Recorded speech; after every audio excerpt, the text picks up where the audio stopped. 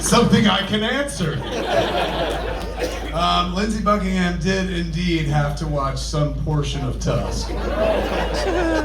What happened was I wrote Tusk with Tusk playing over and over and over and over. So when I was doing my pass the cut, you know, you drop in temp music all the time, music you never intend to go after or get secure because it's very expensive. Case in point, we had done, let me see, on Jersey Girl, I had a Fleetwood Mac song, Landslide. And Landslide, we found out was like a Fleetwood Mac, came with a Fleetwood Mac price. It's a large price tag, plus the artist from the band has to sign off on it and say yes. In that instance, for Jersey Girl, it was Stevie Nicks. And they were like, Stevie Nicks wants to watch Jersey Girl. And I was like, are you fucking shitting me? Like, that's awesome. My brother is a massive Stevie Nicks fan, which meant I too was a Stevie Nicks fan as well. So I called my brother, I was like, I'm gonna fucking meet the Welsh Witch tonight, man. Like, I'm gonna show her the movie and shit. And he goes, oh my God, tell her this. So I go to the screening with Stevie Nicks for her to prove the use of Landslide in Jersey Girl. And she's absolutely lovely and stuff, and sweet as hell. And I was like, oh my God, this is huge. I said, not just for me, but for my family. I said, my brother is a massive fan. And I just spoke to him before I came to the screening. I was like, you gotta understand, since I was a kid, I've been listening to Stevie Nicks songs because I shared a bedroom with my brother. So he heard that I was gonna meet you, he was over the moon. He told me to tell you that he's gay and he's married to a man, he's been married to a man for 20 years. But if he was ever gonna eat pussy, it would be yours.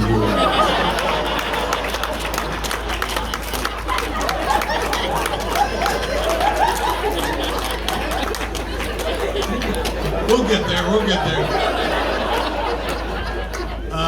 The funny thing is she was like, oh, I hear that all the time. So she watched the movie, she approved, and the price of that song, Landslide, was 200 grand. Now, I'm gonna tell you another story that connects to that story. It has nothing to do with the original question, but we'll get back there. Landslide is only in Jersey Girl because my friend Malcolm Ingram, my Canadian friend who made the documentary Clerk and stuff, we had a falling out right before we went to shoot Jersey Girl, which was a shame because Malcolm is a total star fucker and we had real famous people on that movie and shit. He would have loved it. He would have loved to be in the proximity of all these famous people, particularly Jennifer Lopez and shit.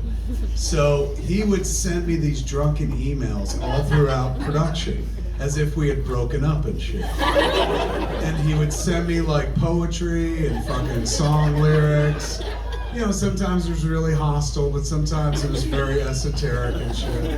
And one time he sent me this thing, and it was a beautiful email, a beautiful piece of poetry in it that I was like, man, this is haunting. Is this like E.E. Cummings? What the fuck is this? And shit. And so I showed Jen, I was like, look at this fucking poem that Malcolm sent me last night. I was like, I really feel like I should call him. And she goes, well, if this moves you, don't call him, call Fleetwood Mac. I said, why? She goes, these are the lyrics to Crossroads, Landslides. And so I looked at the fucking lyrics and I was like, oh my God, you're right, this is fucking Landslide. Like, no, he didn't, but I didn't recognize him. He didn't put like Fleetwood Mac at the bottom. It was just all this shit where he's like, I've been feeling changes, blah, blah, blah. Boy, he's real deep and shit. And instead, it turned out he just sent me song lyrics. So while I'm editing Jersey Girl, this is all going on while I'm editing Jersey Girl, I needed a song to drop in. So I was like, oh fuck, I'm gonna throw in Landslide because it's on my mind because I just found out Malcolm sent me lyrics to Landslide. So I cut a scene with the song. And the folks who financed the movie liked it so much, they're like, you gotta get that song. And so I didn't have the heart to tell them. I was like, the only reason I included this song was to fuck with my bear friend in Canada. I was like, and if you're telling me I'm gonna get this song, and we found out what the song price was, 200 grand. It was like, it's the most expensive fuck you to Malcolm. that I could ever deliver. Because like presumably we were not speaking still, and one day he would come across the movie, and all of a sudden Landslide would play and be like, "You fucking asshole!" So we did. That's why we got Landslide and shit. So Stevie Nicks, wonderful.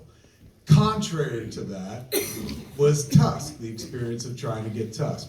I had cut Tusk into a temp version of the movie, but never intending to get Tusk. But the financiers fell in love with it, and they're like, "We're gonna go for it."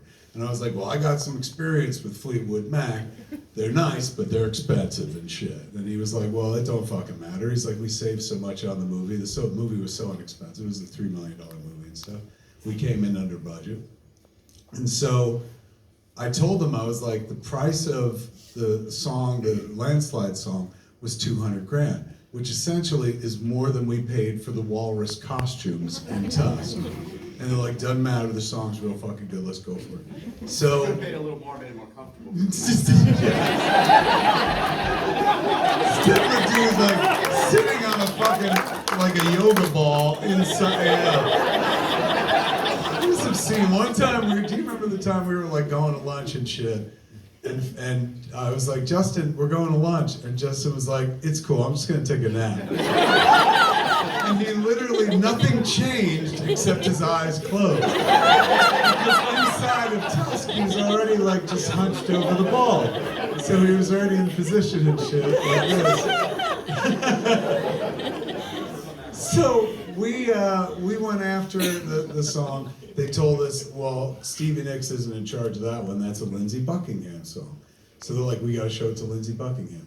And Lindsey Buckingham didn't even like the idea of the movie. He was like, "What's the movie? It's called Tusk?" And they were like, don't they know that song's about Mick Fleetwood's dick? And like, I did know that, but that had nothing to do with our movie and shit. So we were like, we had to tell them what it was. It was like, "No, this movie's about a guy who turns another guy into a walrus." He was not a fucking fan. So they get to set the price, and he set the price at $250,000, which is a real like message of go home, kid. You don't have enough fucking money.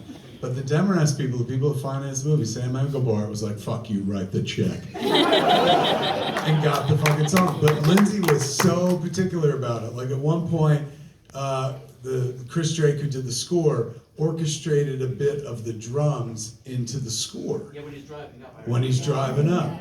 But Lindsey heard it and said, "That will cost you another $250,000. So Chris had to go in and change the tempo of the drum, so it's similar, but not the exact same.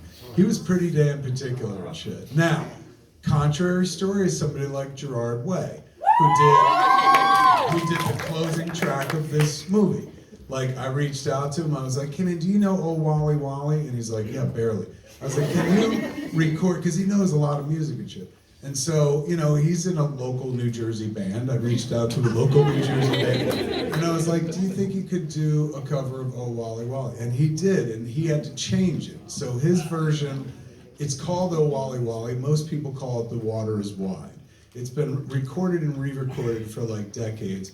Anyone who re-records it or records it adds another stanza to it or something like that. It has this very long crowd tradition that I only know about because Gerard did a deep dive on it. He's like, "Oh, I have to add my own lyrics in order for it to be our recording, because it's a public domain song, but if you follow a recording and that somebody did that has the same lyrics, they can come at you or whatever." So he had to add another set of lyrics. And he did, and recorded the song for like next to nothing, for peanuts. Like, I don't even think we paid for the fucking song. So at one point we were talking about releasing it, making a music video and shit, and then it just kind of fell by the wayside because Tusk kind of imploded and shit. Years later, I used that song again for Clerks 3. Because it's such like a beautiful song. I was like, "Oh my God, I was wasted on Tusk." I was like, "Let me put in Clerks 3. And so I told Gerard that not only were we opening Clerks 3 with a Welcome to the Black Parade, but we were closing kind of the movie with Oh Wally Wally, his recording from Tusk. So he was like, "Oh my God, whatever you need, I'm here to help." So invariably, you call the record label, and the record label, in this case is Warner Brothers, takes care of Welcome to the Black Parade. So we were like, yeah, we're requesting Welcome to the Black Parade, and they put a price tag of $150,000 on it. And I was like, well, my friend said I could just have the song. And they were like, who's your fucking friend? And I was like, Gerard Way. And they were like, yeah, right. And so I texted Gerard, I was like, can you tell them? And so he called them up and he was like, yeah, you can have it for like the lowest. And the lowest is 25 grand. So Warner Brothers was like, you piece of shit. And lost 125 grand easily. But he was the opposite of Lindsey Buckingham. Anyway, that's the music.